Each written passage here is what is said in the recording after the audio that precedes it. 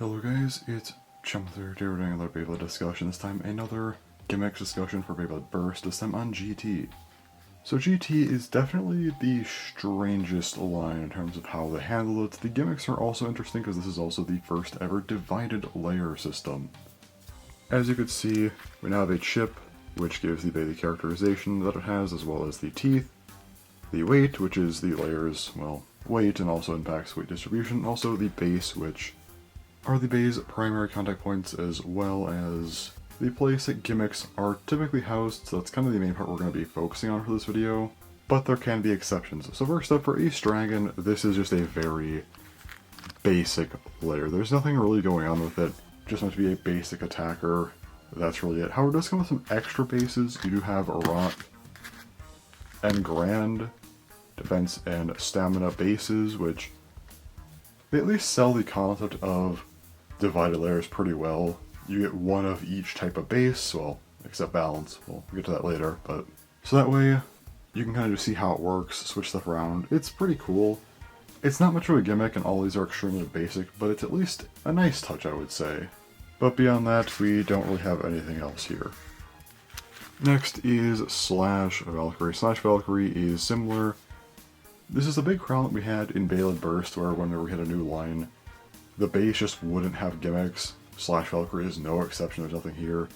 I guess you could say the Ret's weight is technically off-centered, but this is the matchup with Valkyrie and it being three-sided, so is it really offset? I don't know. Beyond that though, it's just another gimmickless bay.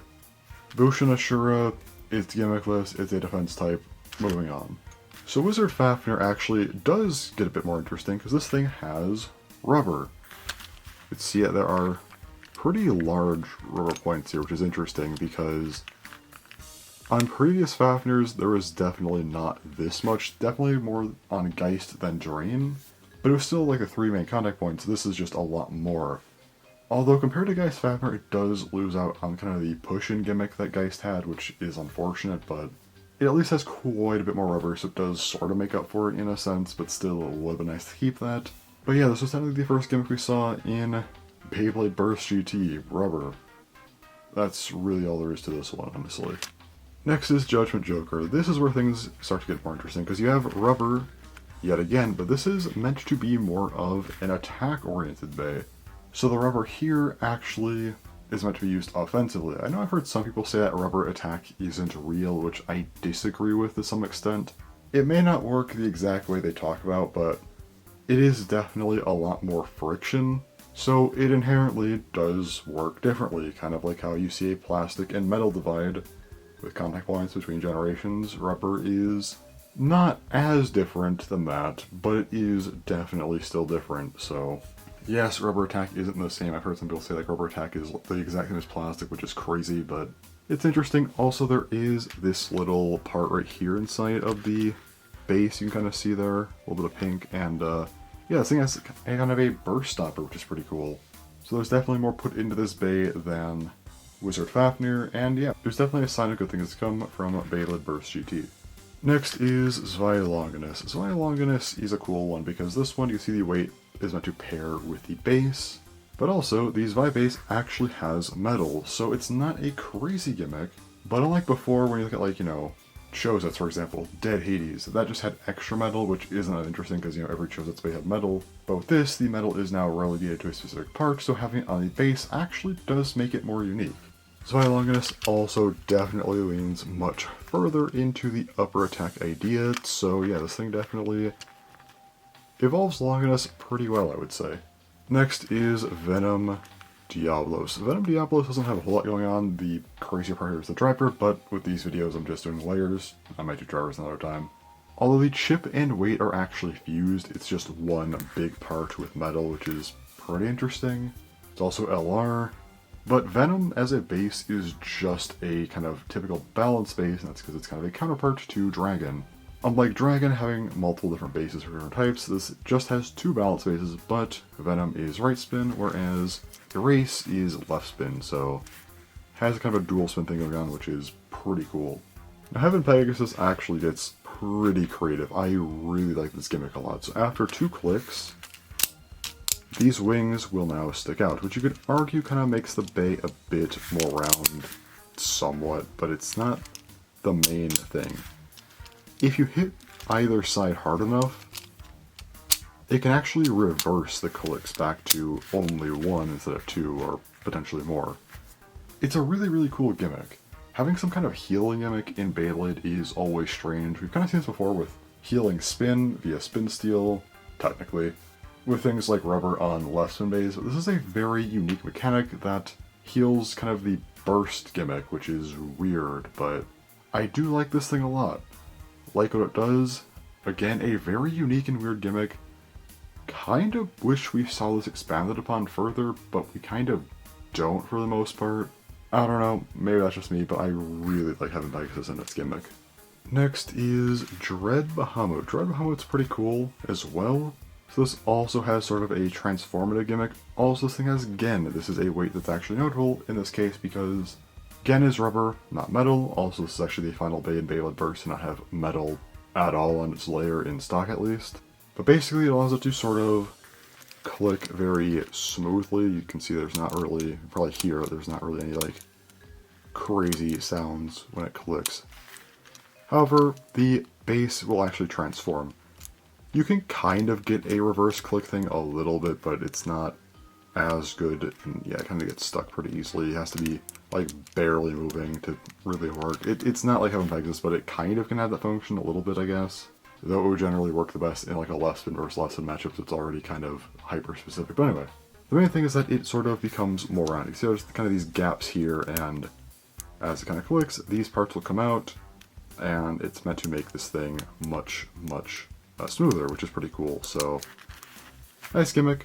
Nothing crazy. It's definitely a good expansion of Arc Bahamut's gimmick, which kind of was meant to be like that. There's like this weird thin underneath part of the layer that's sort of blocked off Cotton Point. So this one definitely is much more dynamic and works a lot better.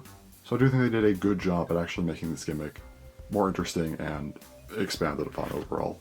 Now with Lord Spriggan, they just threw a ton of stuff at this thing and just decided to see what happened. So the Spriggan ship is dual spin, cool, but the base is crazy. So the Lord base is kind of a base weight fusion.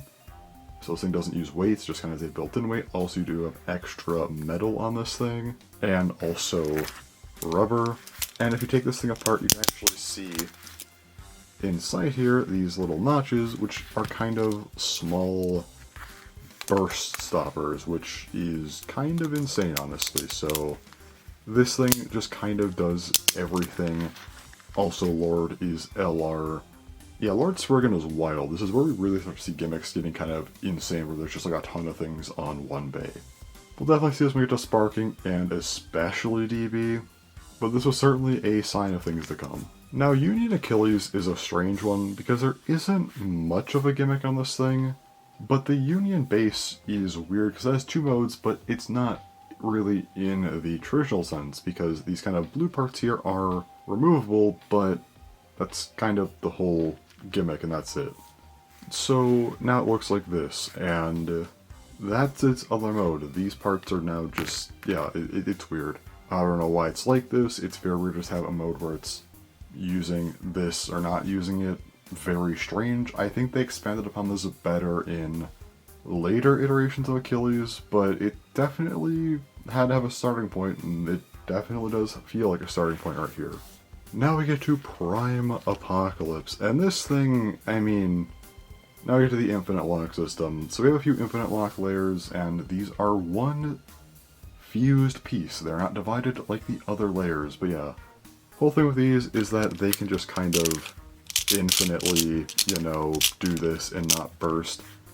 However, if you hit this part in, as, you know, the disc is passing over a specific spot, yes, it can then burst. So it's a pretty interesting function, I would say, but it does make sense for Beyblade Burst. It is a little awkward to have this in like GT when there's still a couple of years left of Beyblade Burst, but it is what it is, I guess.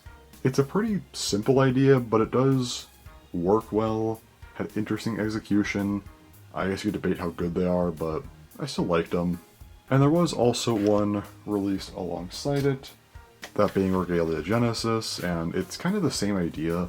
Although this one has 2 different burst points, so it's a bit easier to, burst, but yeah, it's still a pretty cool bay.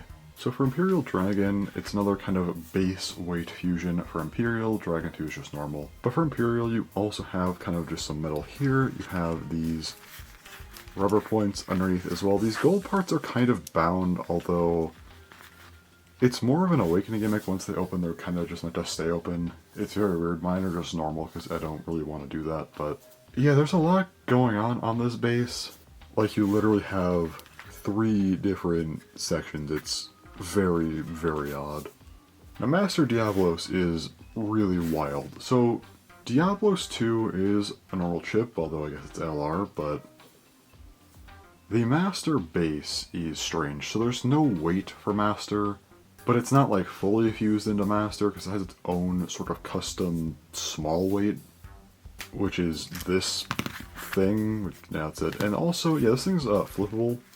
So this is the right spin mode, and yeah, you could flip it to make it left spin, which at the time, this was crazy. This is the first time we ever had anything like this. Now, this would later be copied by Spriggan, and I guess technically Achilles as well. But this was the first way to ever do something like this. It was wild back then. It's still pretty cool now, having a flippable base, so... Well, it was the only thing like this in GT as well. So I guess that's cool.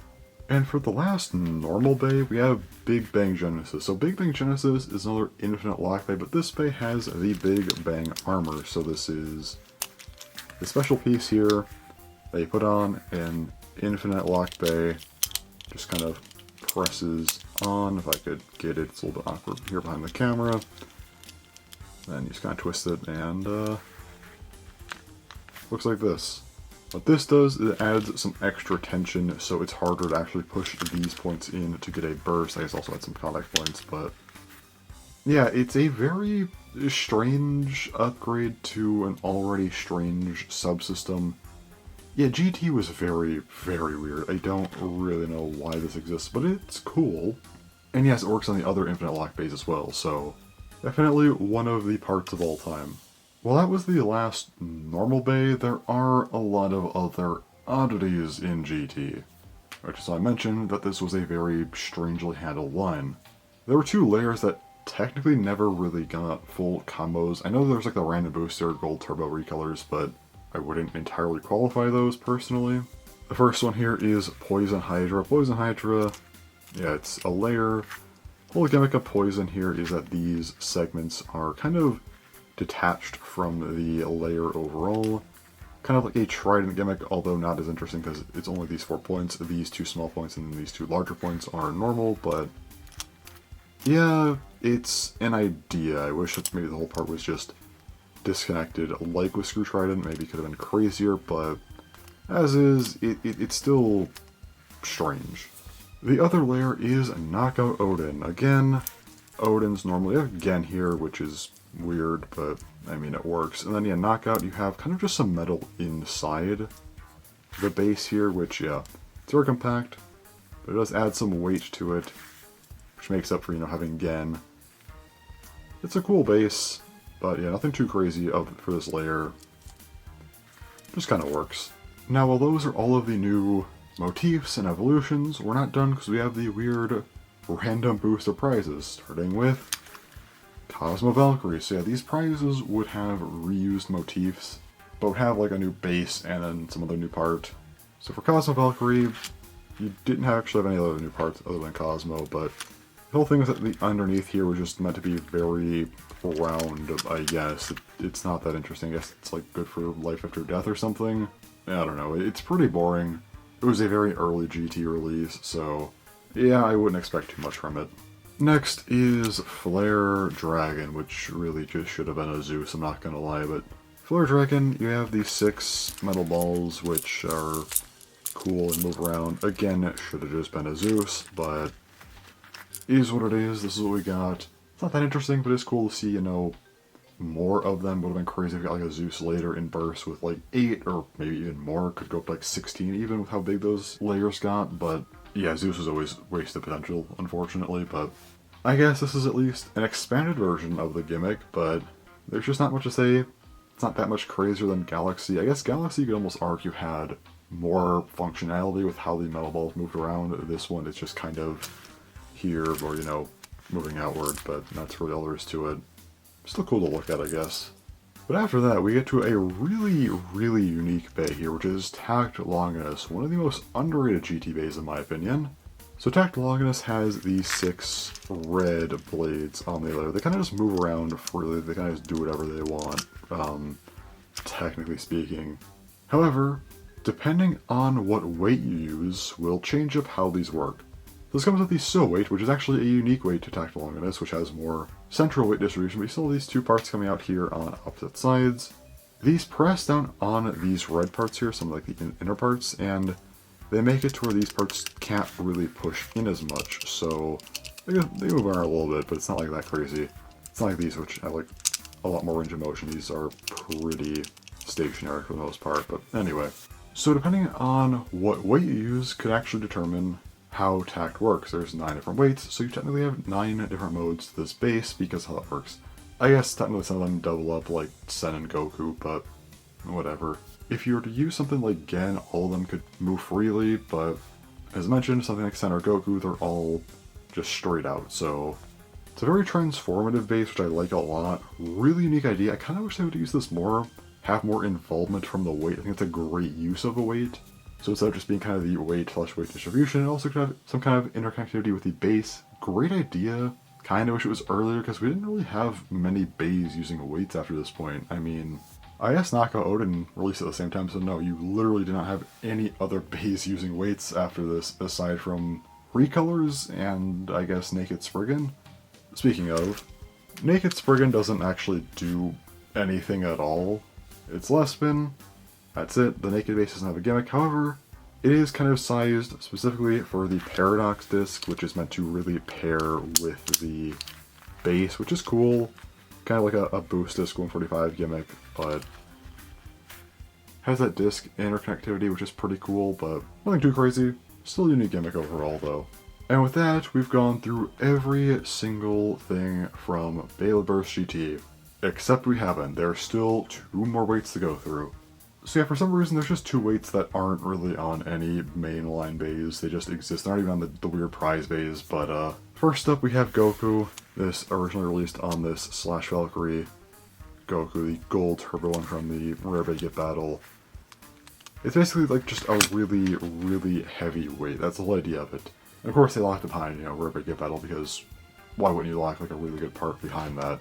I mean, looking at today, clearly nothing's changed when, you know, the Soul Metal lock chip of CX is locked behind the Rare Big Battle as well, but anyway. Yeah, this was a unique part to this.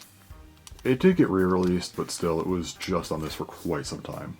And finally, we have the Go Weight, which originally released on Drago Valkyrie, or Judgment Valkyrie, from a Korokoro mail order release. Yeah, as if we couldn't get more random. This is meant to be extremely offset. You can see on the left side here that there's these like 3 larger parts. On the right side, these 2 parts are fairly small, and this part's just completely open, so it is very much meant to just be something that's extremely unbalanced. Which does do pretty well, but I just wish it maybe had like a more normal release that isn't, you know, a Korokoro mail order bay. And with that, we are finally done with Beyblade Burst GT. This is by far, as I mentioned, the strangest one. I think the gimmicks were pretty cool here. Some are bland or just kind of basic expansions of previous gimmicks. There's also not as many evolutions here. And the ones we did get, I mean, you have things like Union Achilles, which is nothing like the previous ones, and I guess Lord Spriggan kind of brings back some Spriggan Requiem gimmicks, plus Chosy Spriggan gimmicks with the Burst Stoppers, but for the most part it's a lot of newer stuff, which there's some cool stuff there, but then you also just have a bunch of weird things. I think Tact Longinus is probably the most interesting in my opinion. Again, wish we had more like that. And you also have like the infinite lock system. Yeah, GT was a time for sure, but that's all to say about it. It was just a strange line. Wanted to talk about it, so after this, probably not until early October because my schedule's got all screwed up, but sometime probably in early October I'll talk about sparking, and that'll be also interesting. Sparking is pretty strange as well with how chassis work, but until then, that's all for now for Gimmicks. But anyways, thanks for watching, and bye-bye.